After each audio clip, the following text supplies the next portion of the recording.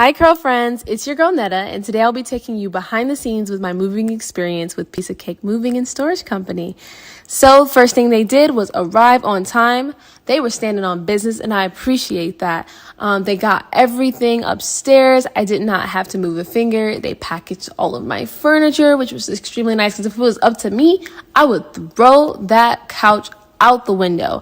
I'm telling you, I would throw it straight out the window, let it go. But they were able to package everything up, and they even packaged glassware. They provide an insurance option, so if anything gets damaged, they can replace it. So on to the next location, I had to stop and make a pit stop to pick up some other things, and they were super nice about doing that.